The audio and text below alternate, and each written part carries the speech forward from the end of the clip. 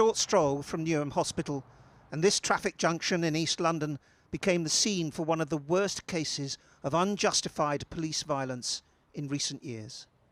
What happened here on this waste ground in May 2019, 2 years ago, was captured on CCTV and police officers' body-worn video.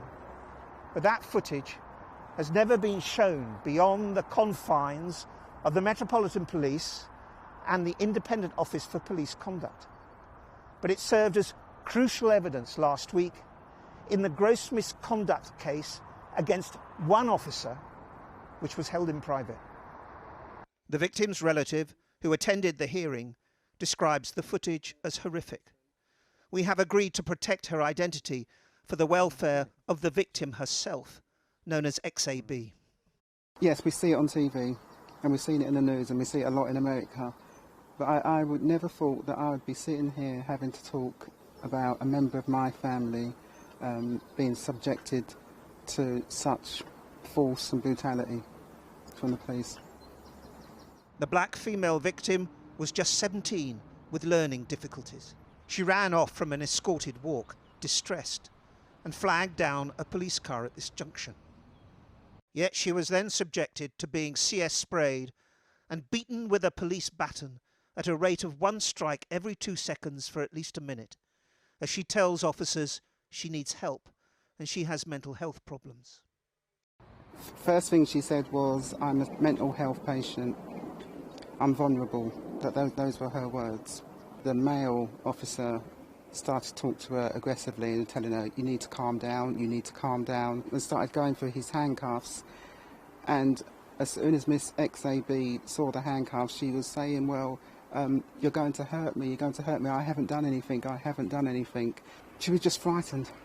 Miss XAB calmed down sufficiently for the female officer to walk off, and it was while she had gone off that PC Kemp then resorted to getting the baton came out. The baton came out, exactly. And what happened? He just kept striking her. He was striking her. He said he gave 3 to 4 strikes first to try and get her down to the back of the knee, to try and get her down. But obviously that didn't work, and then he just kept going. More than 30 strikes? More than 30 strikes. In the space of a minute. In the space of a minute? In the space of a minute.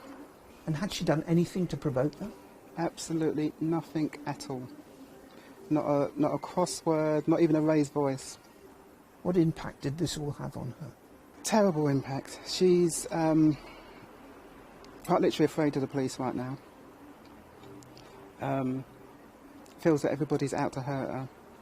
In fact, anybody in a uniform, so it's not just the police now, anybody in a uniform is out to hurt her, and she can't understand why.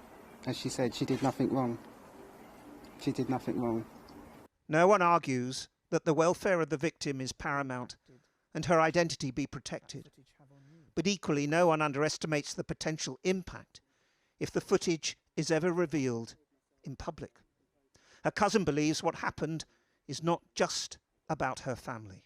The family have asked for it to remain out of the public, but if it wasn't for the fact that Miss XAB, her welfare and her mental state is my first and priority concern, we would have said, this needs to be out there, people need to see this. This is not the norm, this is not the norm. I don't really want to go with the George Floyd incident, but it's along those lines. PC Benjamin Kemp was sacked last week. Unlike someone convicted of crimes, the Metropolitan Police did not issue a mugshot. There were no criminal charges in this case. His unjustified violence was described by the Met as an overreaction. I would say that there's a balance. It was unacceptable. I apologise from the bottom of my heart. But I would say is always remember, today your officers are out there serving the public in the way that's in line with their values and in line with the expectations of Londoners. But I'm not clear yet what the explanation is for PC Kemp's behaviour. I wasn't there. I haven't spoken to PC Kemp. You've seen the video? I've seen the video. I can give an opinion. I think he was confronted with a scene that he lost control very, very quickly. He had his equipment there. He used it inappropriately and disproportionately. I don't know why he reacted that way.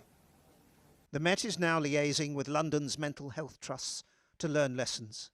But the case of XAB is far from over. The family are to ask for criminal charges to be reconsidered following the officer's dismissal. Why no criminal charges then? The family now want the CPS to review the case. We understand that the CPS did make a decision much earlier on at the conclusion of the IOPC investigation, and they concluded that no charges should be brought. The investigation by the Independent Office for Police Conduct found no evidence of racial bias or disability discrimination. The family is not so sure. They do not think, with the Met's record, this can be seen in isolation. And while the force has publicly apologised, nothing has been conveyed directly to the victim or her family.